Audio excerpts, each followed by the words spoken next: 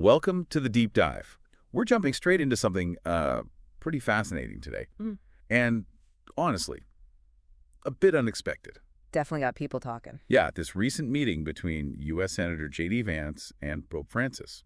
Yeah. In Vatican City, no less. Right. You've got, a U.S. senator very much known for his populist conservative views. And then the Pope, whose whole focus globally seems to be on social justice engagement. Pretty much everyone, it feels like sometimes. So yeah, it makes you ask, what's the story here? It really does. It's not exactly a common pairing, is it, seeing those two particular figures in the same room? Exactly. And for us, I think that's the core question. What can we actually learn by, looking closely at this meeting, this intersection of American conservatism and the head of the Catholic Church? Right. Our goal isn't just to, repeat the headlines. We want to really dig into the context, think about the possible dynamics, what might have been going on behind the scenes, and explore what this meeting could, maybe, tell us about that whole relationship between faith and politics, which always seems to be shifting. Yeah, it's constantly evolving. And we're doing this, for you listening, hoping to give you that deeper layer, that extra bit of understanding about these events that kind of shape the conversations happening out there. So to really get a grip on this, I think we need to look at the individuals first and the worlds they operate in. Let's maybe start with Senator Vance. Okay, yeah. He's not exactly new to the public eye, is he? No, not at all. His book, Hillbilly Elegy, that really put him on the map, gave a certain perspective on a specific part of American society. Right. A very talked about perspective. Definitely. And from there, he made that jump into politics, became quite a significant voice, hasn't he? Especially within that populist, more conservative wing of the Republican Party. You can definitely see a clear ideological shift in his journey. Precisely. And his positions on, social and cultural stuff, family values, government's role, immigration, they really connect with a particular base of voters. What's also interesting, I think, is his public persona. It's kind of a mix, right? He connects with working class voters, but he also engages in these broader, maybe more intellectual political debates. Yeah, it's a specific blend. Okay, so that's Vance. Prominent American conservative, distinct background. Now let's switch gears to Pope Francis. Right, at the 266th Pope. And his time as Pope, well, it's consistently highlighted certain themes. Social justice is a big one. Huge. And his calls for environmental responsibility, you hear that constantly, plus the outreach to marginalized groups all over the world. It's a very consistent message. Absolutely.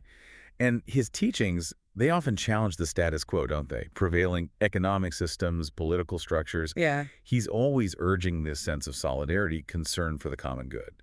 His views on things like immigration, poverty, the environment, they often contrast pretty sharply with certain political ideologies out there. They do. And beyond just teaching, he's actively met with leaders from all across the political spectrum. Yeah, even ones you'd think have vastly different views. Exactly. Which has really positioned him as this major global voice, right? His influence goes way beyond just the Catholic Church. Which brings us right back to this meeting in the Vatican.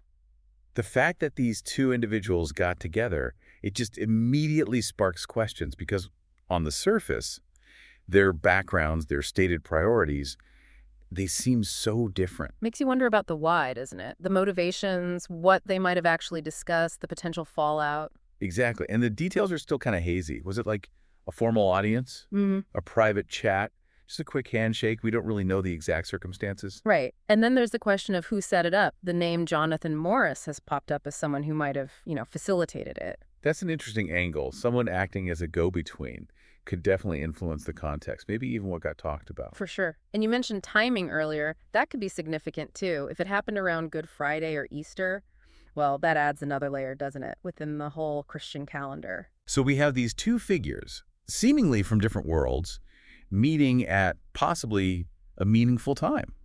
Let's zoom out a bit now and look at the bigger picture. Okay. We're talking about religion and politics intersecting.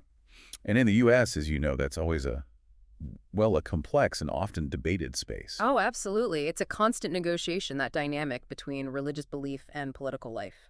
And when you think about the Catholic Church, specifically in the U.S., it's huge.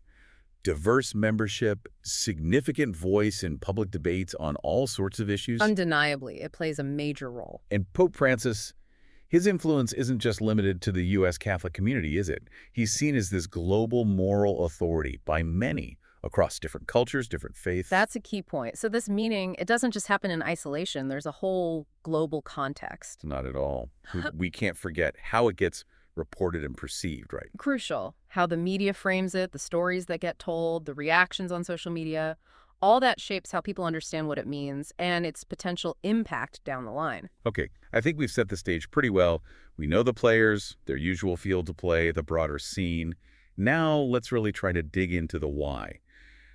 What might have motivated Senator Vance to, seek this meeting out? That's the million-dollar question, isn't it? For Vance, there could be several things going on. One strong possibility, just demonstrating engagement with religious leaders, showing that connection. Yeah, that makes sense. For any politician, connecting with faith communities can be really important, can it? Shows shared values, or at least respect for those institutions. Exactly. Another angle could be trying to broaden his appeal, maybe specifically to Catholic voters or just more religious conservatives generally. Meeting the Pope, well, that sends a certain signal. Building bridges, maybe? Finding common ground, even if it's limited? Possibly. Or maybe there was a chance for dialogue on specific issues they do share concern about. Perhaps things like the importance of family or certain aspects of community well-being, even if their overall politics differ. That's plausible. You can sometimes find overlap on specific social questions. True. And let's be honest, we shouldn't dismiss the more pragmatic side. A photo op with the Pope. That's a powerful image. It can definitely boost a public figure's profile. Oh, absolutely. That visual association carries a lot of weight. Very strategic potential there. Okay, now flip it. What about Pope Francis? Why meet with Senator Vance? Well, Pope Francis has this track record, right? He consistently engages with a whole range of political leaders. It suggests a strategy, maybe, of fostering dialogue across different viewpoints. So, using his platform to try and influence the conversation on his key issues, social justice, inequality, global stuff. That seems very likely, trying to encourage leaders to think about those things. It could also just be a gesture of goodwill, reaching out even across big political divides, maybe hoping for a more constructive exchange, finding any areas for collaboration. Yeah. Or perhaps just seeking to understand, really understand different political viewpoints firsthand. Absolutely. Talking directly with someone holding different views could offer insights, inform his perspective on global challenges. Okay, so while we don't know exactly what they talked about, we can make some educated guesses, right? Based on their known focuses. For sure. Issues like social justice, economic inequality, those seem almost certain to have come up, given the Pope's emphasis. Definitely. And what about immigration, the refugee crisis? Those are huge global issues, both have likely thought about, even if from different angles. Very likely. Family values, the role of religion in society, those also feel like potential topics, maybe areas where they see things differently, maybe some overlap. And you mentioned the environment earlier. Given Pope Francis's focus there, climate change could easily have been part of the conversation. Could well have been. And of course, just the role of the Catholic Church itself. In the U.S., globally, that's always relevant when the Pope meets a political leader. And circling back to Jonathan Morris. Yeah. If he was involved in setting it up. Right. His own connections, his perspectives. They could have subtly shaped the dynamic, couldn't they? Maybe influenced which topics got more attention. It adds another layer of complexity. It's really fascinating trying to unpack all these potential factors. And it's already clear this meeting isn't being seen the same way by everyone. No, not at all. Totally expected. With something this high profile and seemingly unusual, Senator Vance's supporters, they might see it very positively. Like, look, he's engaging. He cares about faith, student values. Right. But his critics, they might be more skeptical. Much more.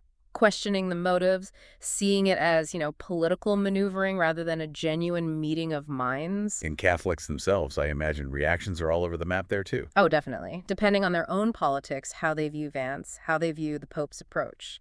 Some might applaud the dialogue, others might have serious reservations. And the media's role in framing all this. Hugely important, as we said, highlighting certain aspects, crafting the narrative that really influences public perception. This whole episode really just highlights that ongoing conversation, doesn't it? Yeah. About faith and politics intersecting. It's ancient, really. Yeah. How do religious beliefs and political action interact? Yeah.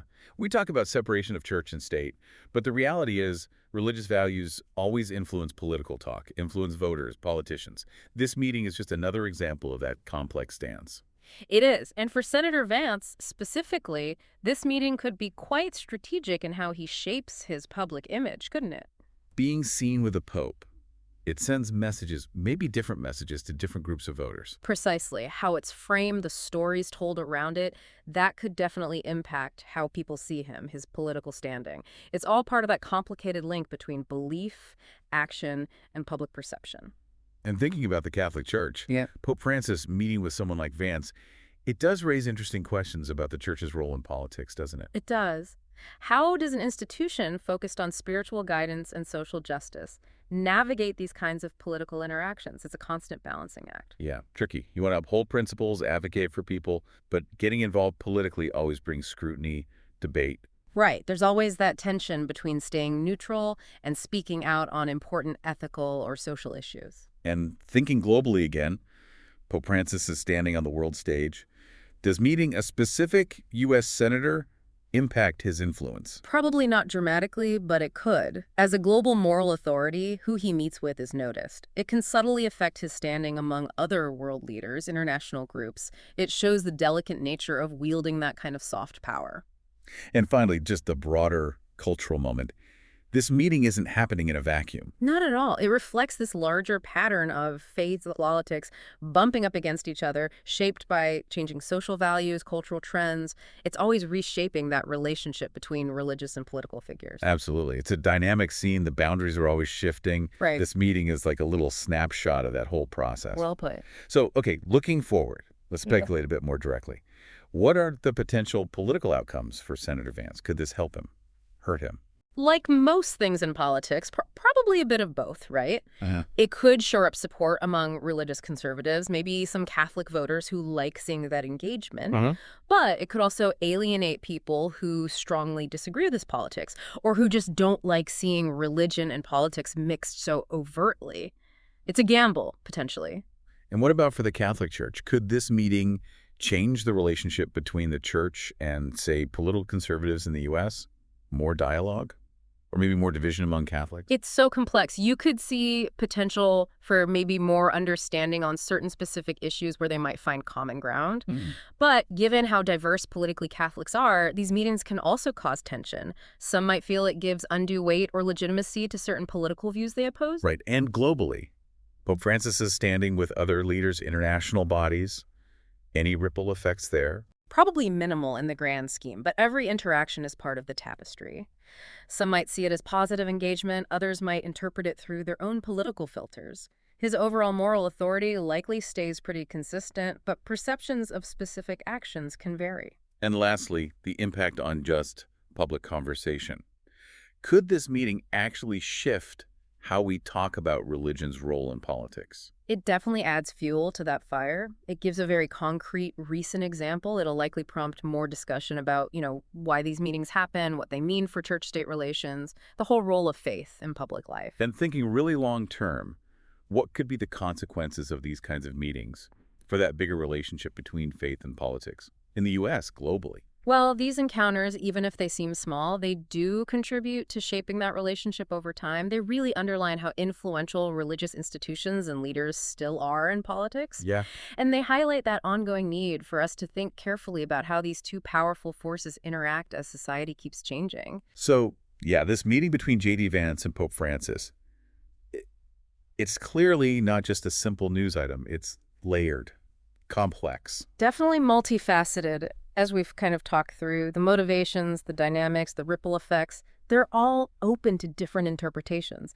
And that reflects the different values and viewpoints we have in society, right? Absolutely. And maybe the takeaway is about how we navigate these intersections, engaging thoughtfully, respectfully, trying to understand different points of view, even when we strongly disagree. That feels crucial. Couldn't agree more. Ultimately, I think this encounter really serves as a potent reminder, doesn't it? Religious leaders, religious institutions, they still hold significant sway in political conversations. It just underscores that ongoing debate about religion's proper place in the public square. And that conversation isn't going away anytime soon. No, it certainly isn't. So as you, our listener, think about everything we've discussed, maybe mull this over. Knowing what you know now about Vance, about Pope Francis, the context, what does this particular meeting suggest to you about that evolving dance between political power and spiritual authority today? What big questions does it leave you wrestling with?